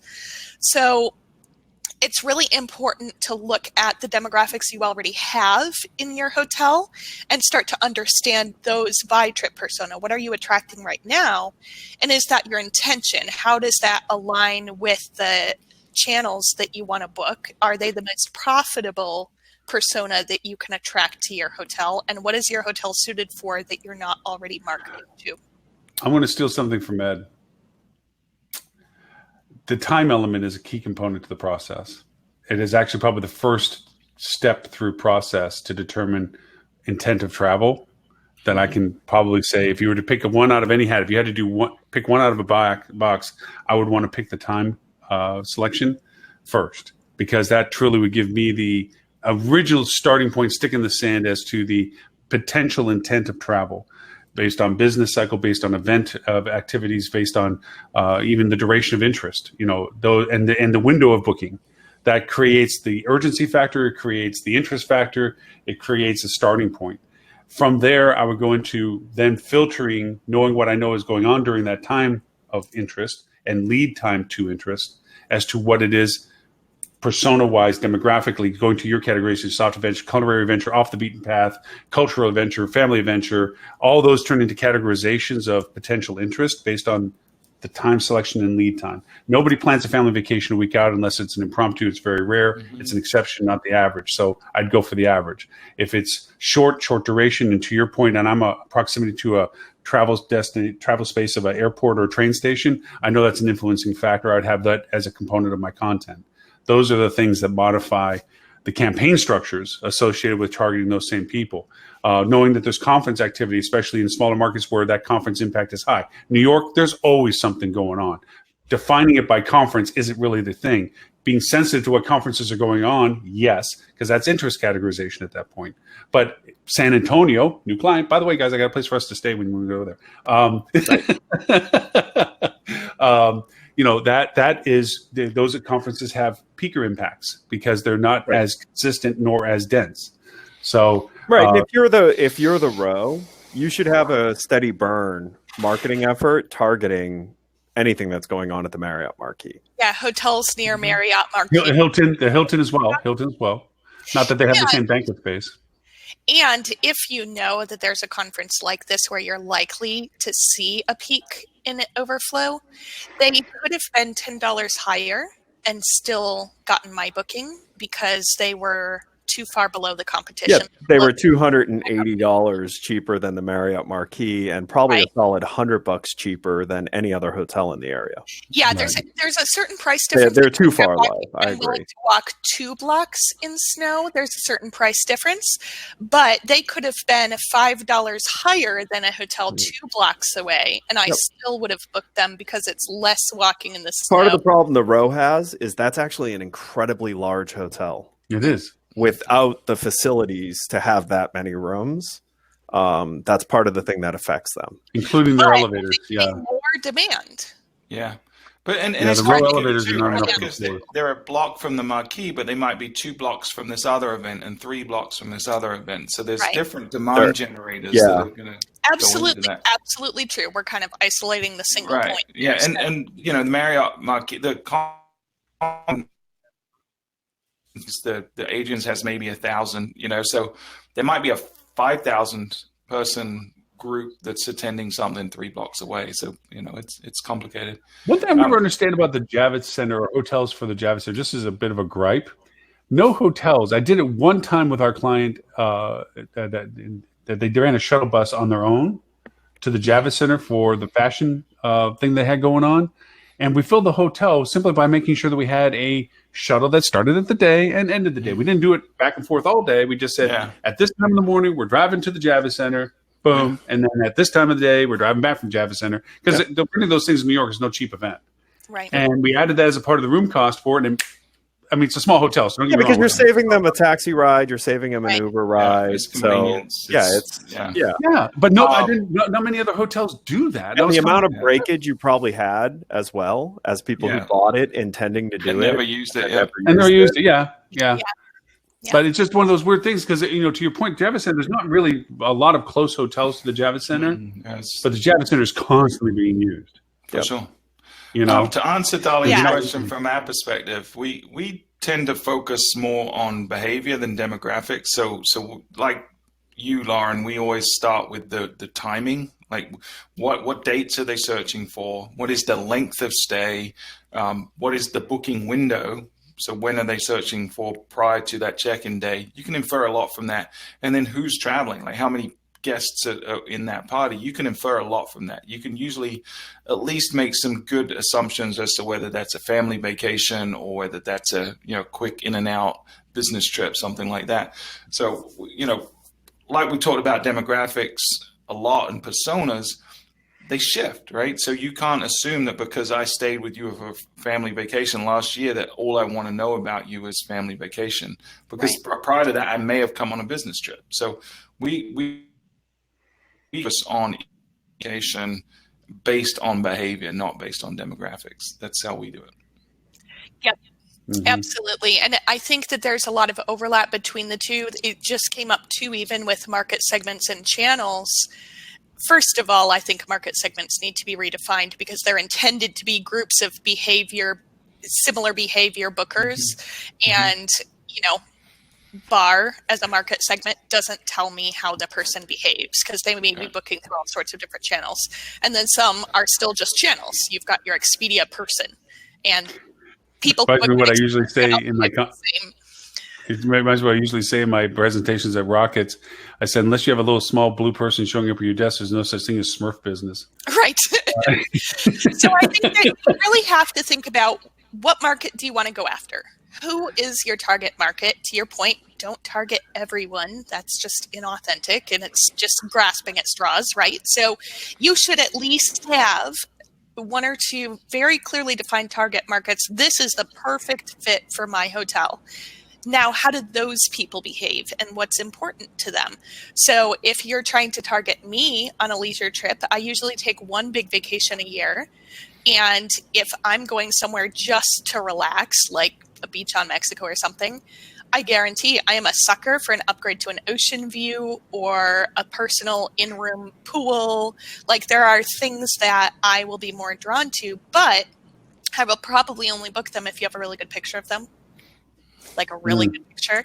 And that kind of brings me to one of my soapbox points, which is people are severely underinvested in their photography. I also am unlikely to book any hotel that does not have a bathroom photo, because the bathroom photo actually tells me a lot about how they take care of their hotel and how much they care about renovations. So should that include this? We have a debate in here. Melissa, our director of analytics, hates it when you can see a toilet in the bathroom photo. I don't mind you have if a it's strong sort of in the opinion of corner. that? I would not like have a full on like here is our toilet photo. If you're not an isolated focal angle, point. if you're working with an angle where the toilet kind of comes into the side, I mean, some bathrooms are just not toilet big in the enough. bathroom, so you know. Well, remember that is the single most expensive reno portion of a room there is. Is the toilet? Well, yes. I don't know if it's gold plated. The bathroom is the I single was going to say the toilet. Like, wow. If it's an auto toilet with a bidet and a this and that, then it might. I look at those like jetted tubs, though. Yeah. Don't put those in your rooms. They're just but you know what, Ed? something you went back to earlier. Something you went back to earlier. If you're with the family, you want a tub because you have the kids. But I do not want a jetted tub. I will not put anything alive in a jetted tub. Not a jetted tub. I'm talking about a tub. When you're traveling with the kids, you probably are interested in having a tub in the room compared to if you're traveling for business. Well, actually, I'll make it even more difficult. I used to. My kids are now old enough that it doesn't matter anymore. Yeah, so if they're below 5, you're probably right. If they're above 5, I do not want a tub. If they're above 5, now what I care about is a semi-private area to put them in that has bunk beds. If you have that, I'm all in. I will look over. Speaking of beaches in Mexico, that's why Valen's not here with us. She's going to be doing her vacation down in Mexico, which I guess is a legitimate reason not to be on the show today. She's down in Mexico on vacation. By the way, the other thing is if you're looking to differentiate yourself in the market, I know this is going to sound crazy, have and market a comfortable bed.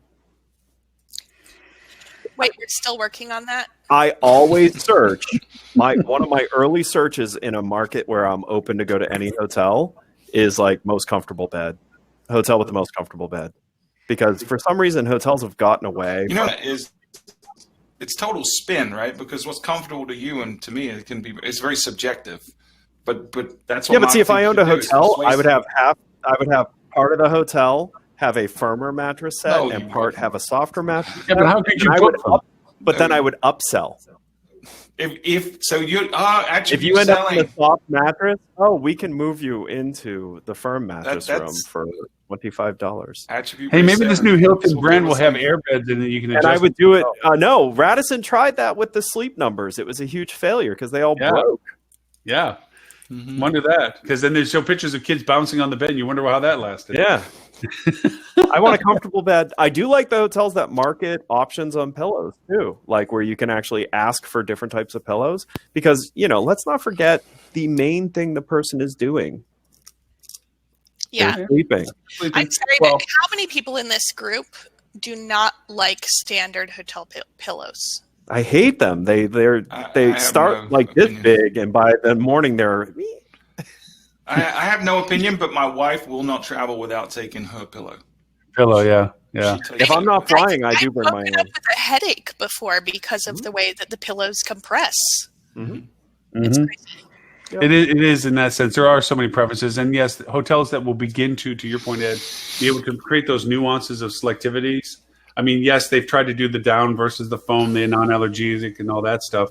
But as the hotels get better at being able to identify the personalization of the travel request that they get put into a room that has a firm bed or pillow or whatever have you, then yeah, that's good stuff. But oh man, there was something else going to point. Well, you asked me about brands. I'm so connected to it in a loft, and just as another little soapbox thing about this, why I say there's an Achilles heel to brands' strategy towards what Google is eventually cultivating is they are all very happy about their social media presence. They're ecstatic about how well they're doing their social media presence, when in fact it's an automated piece of nothingness that just grabs data from nowhere that's not relevant to the hotel, automatically posts it, and throws it out as something that the brand is doing. You mean vanity metrics? Huh? Vanity metrics. Yeah, pretty much. Look at this. We got this posting. Hey, I'm going to paraphrase Melissa. The second time I've mentioned on the show today. You cannot put impressions in the bank. You cannot put likes in the bank. You cannot you can't pay the housekeeper with a like. Nope. No. And that's the thing that's so annoying with this, because ownership buys into that oh wow, look at all this stuff, what's going on here. Yeah, well, did your number go up? There's clients, he says, you do whatever you need to do. I'm only going to come to you and talk to you about how much money did it make us. That's all I'm out. That's my only question I come to you with is, okay, do all that stuff, okay? I'll be doing my stuff. You do your stuff. And when I come and call you, it's because you're going to tell me how much more we did because of it. It's like, yep, we're good. Hey, I got about 5 more minutes. Do we want to hit a boop or a rut-row? Yeah, let's hit a boop and a rut-row. We'll grab the boop first. Or do you want to end on a positive? Do you want to end on a positive? Let's do the rut-row and then the boop. All right, we'll do the rut-row. Since Robert's not here to we should mitigate explain what a boop and a rut-row is. Okay, a rut-row is Scooby-Doo and rut-row. And the boop, I don't know, where did he come up with? That's an internet. It's an internet thing where you want to boop the animal on the nose. It's like you're cute. Dogs kissing noses. Yeah. Okay, well, and that's a good thing. So this is the bad thing. Comfort Inn's boardroom suite, not what hotel guests expected. I really don't care about this article. So I don't either. Well, there's a couple of reasons. One, it's a Fox News article. So, you know. I guess the bed in the room was in case they just wanted to relax. No, what it was a regular room that they needed a conference room space, and so they put a big ass table in it. And it's not newsworthy to me. What's annoying, and what I take the rut-row from this article isn't the article; it's the fact that people are making news out of a tweet. It's not newsworthy. That really frustrates me. How many articles that mainstream media now publish is so-and-so tweeted this, and it got so many and shares. I don't care. Sorry. I have converted, for the record,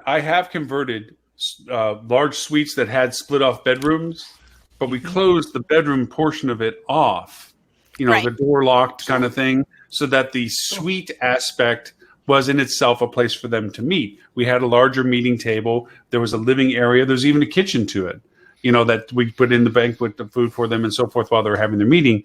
But at least we had the courtesy of excluding, if we were going to sell that room for that kind of meeting function, excluding the bedroom function, so it wasn't sitting there or with a roll of toilet paper. But yes, this is just a news grab. Look at these stupid pictures of people that try to sell. It's something happened that has no bearing on my life, anyone watching this show's life. Even really the guy that stayed in the room doesn't really have a bearing other than he's got an interesting anecdote now. Yes, right. Stuart, not news. This is how the world works. When you have yes, exactly. That should be the rut-row. Is this how the world works, where you have top politicians tweeting each other in trade war and, talking to their Twitter audiences? I mean, this is the world we live in. I think the main thing just for me looking at that article was it kind of made it sound like he was looking for a boardroom suite in the title and got a bad result. In reality, it was the last room left and he needed a room, so who cares? Yeah, he got a huge table to play on. Hey, he could have been stuck in the stable. Now, if the table had prevented him from getting to the bed or something, Right. That would have been awesome. it had been a disgusting table, or there had been other people meeting at the table when he arrived in the room, like any of those things would have been a problem. Or Goldilocks was sleeping in the bed because that's the one that was the most comfortable. So, and let me be very clear. My ire isn't at the guy that stayed in the room. It isn't at the hotel for having this thing. Mine It's mine at is Robert for at including Robert this. for posting this, and for Fox News for posting this. This is not news. Stop it. Stop pretending thing news. Is it You think Molly Robert ran out of Stanton? Rutgers? Yes. You think I that would there have was taken a nothing photo bad of it, reported and I would have just sent it grabbed to you guys. But And to I'm mad post at it- Robert for not putting a fun spin on his title for this. It could have been like finding comfort in the boardroom, not what people expected. That's funny.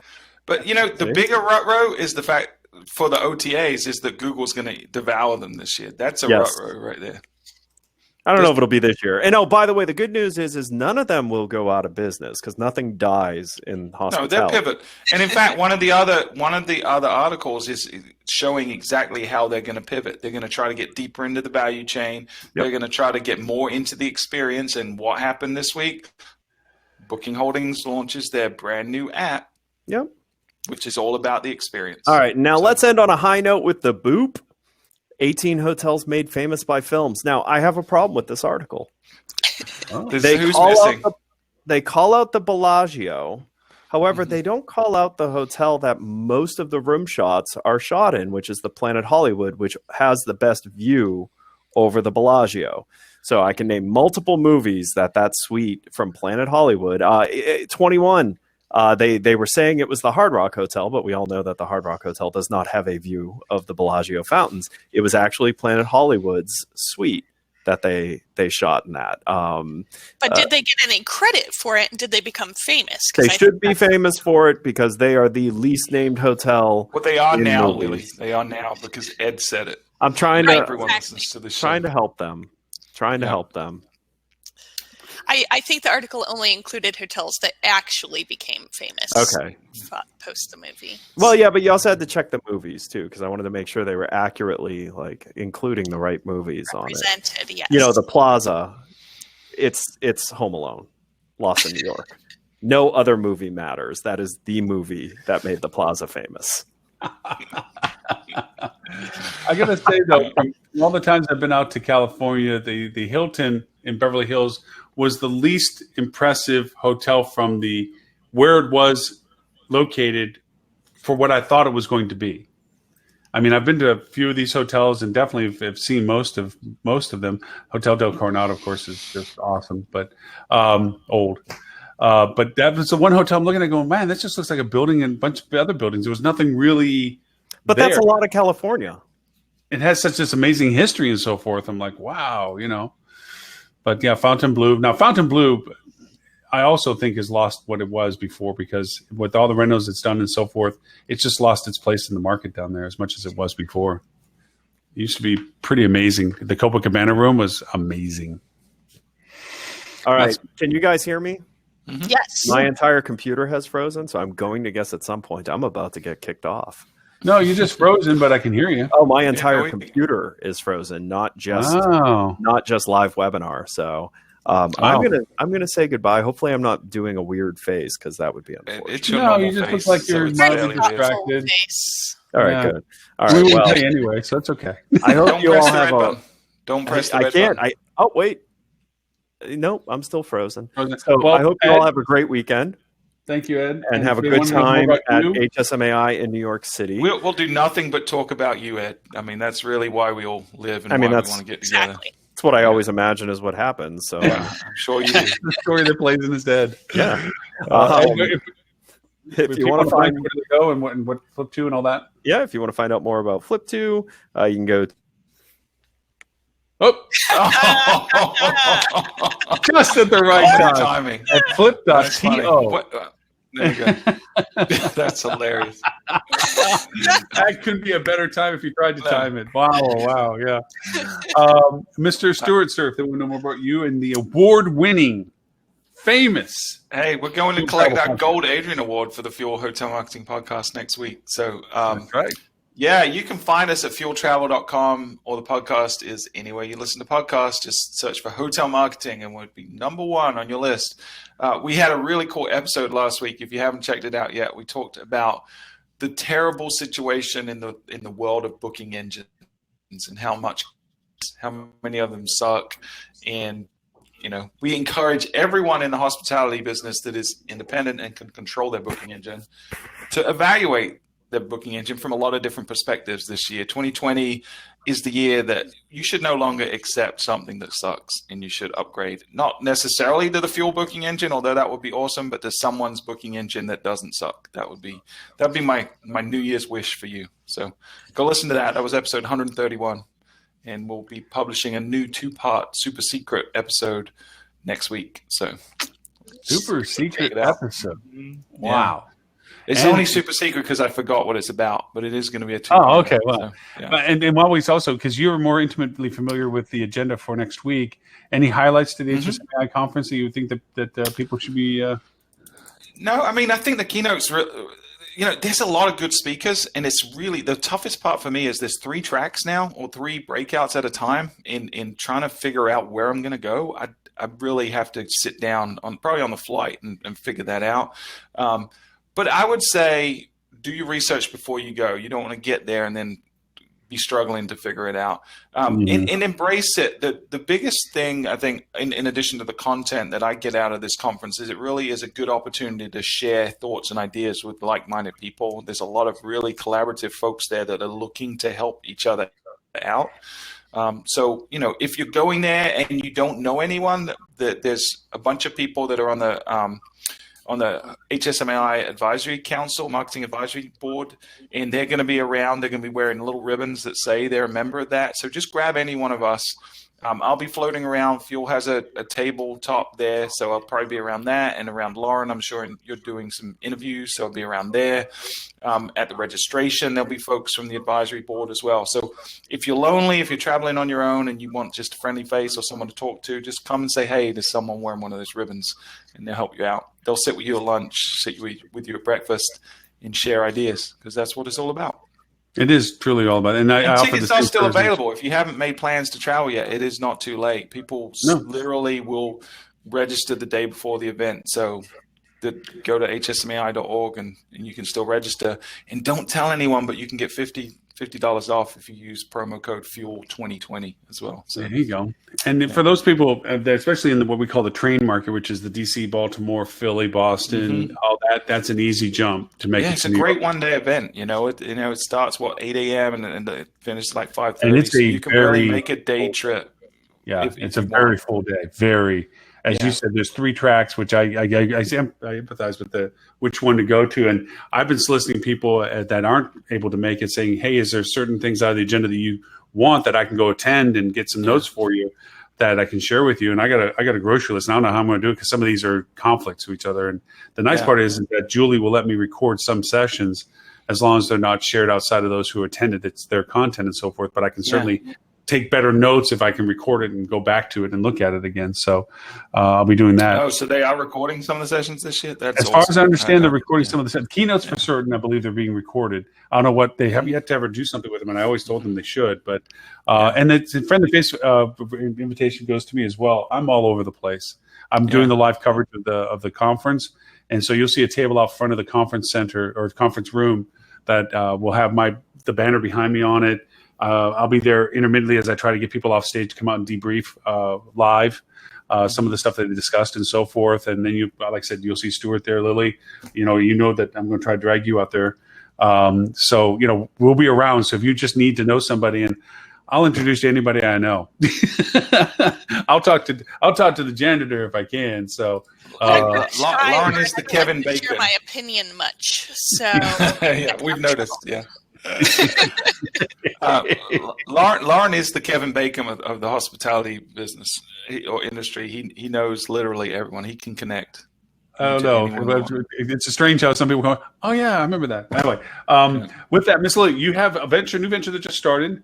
A semi-new venture, and a little bit about it. So quickly, what about that? But also, of course, your main business. What's been going on? Yeah, absolutely. So basically, we have spun off a division of TCRM where we do task force in revenue management for hotels. And we've separated out the consulting side of our services. So anything related to technology services, system audits, strategic assessments, and our focus on sales, marketing, and revenue convergence. And those now all live under the brand of ThinkUp Enterprises, where we're delivering more on the thought leadership side for the industry as well. So those are kind of our main focuses, is the sales, marketing, and revenue convergence, and improving on the profitability side instead of just strictly revenue management. So it's always been important to TCRM, but honestly, our task force has become so popular that it was sort of overshadowing some of our other services, and we really wanted to give them some key focused attention. So all performed by the same team that you've come to know and love at TCRM, but we are putting a little bit more focus on the consulting side of things because we really feel like that's how we can help lead the industry into the future.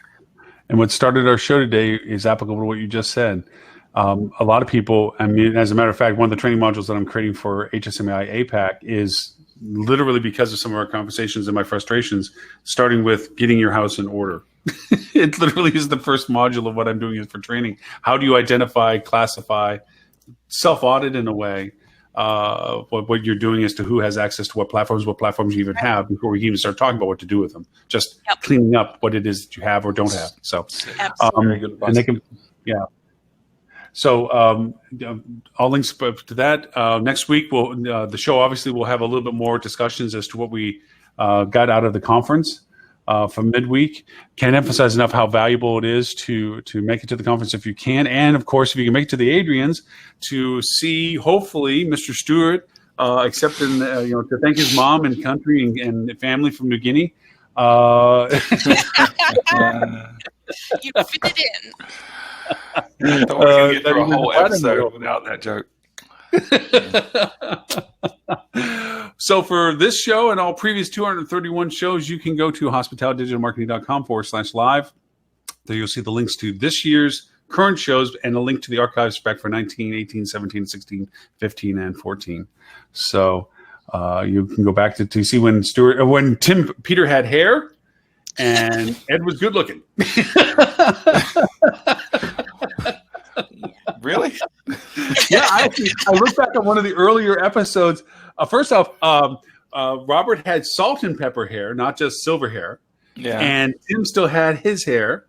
And Ed was dressing up for the show or something, but he was definitely looking like, more dapper than he is now. Yeah. So I was like, I'm kind of wondering how long it's going to take for you all to give me completely silver hair now that I've been. It'll happen fast, I'm sure. We'll definitely stress you out on some stuff. But thank you, as always, for making the show. Thank you, everyone, for all the platforms if they joined us for those. If you want to join next week's show, you can sign up now at bit.ly/HDM show 232 will be next week's, or 233. 233. Got to keep track of the numbers. All right. Thank you, everyone, and we will talk to everyone next week. Bye, guys. Bye.